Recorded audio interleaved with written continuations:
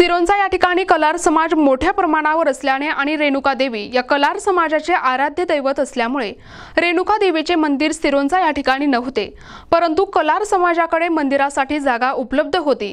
मंदिराच्या बांधकामात अनेक अडचणी येत असल्याने कलार समाज बांधवांनी सिरोंचा नगरपंचायतचे उपाध्यक्ष बबलू पाशा यांच्याशी मंदिर बांधकामासाठी निधी उपलब्ध करून देण्याबाबत चर्चा केली। यावेळी बबलू पाशा यांनी कोणताही संकोच न करता मी देवीच्या मंदिरासाठी निधी उपलब्ध करून देईन असे कलार समाज बांधवांना आश्वासन दिले।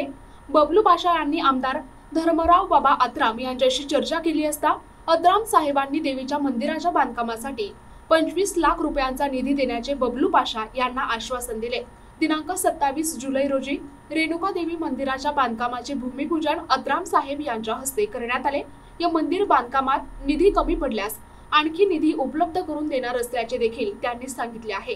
कलार समाज बांधवांनी बबलू पाशा यांचे आभार व्यक्त केले।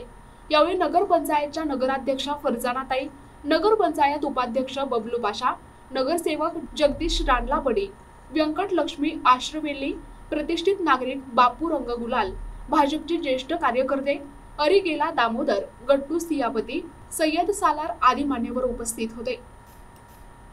प्रतिनिधी सुरेश तिपट्टीवार, NTV न्यूज मराठी, सिरोंचा, गडचिरोली।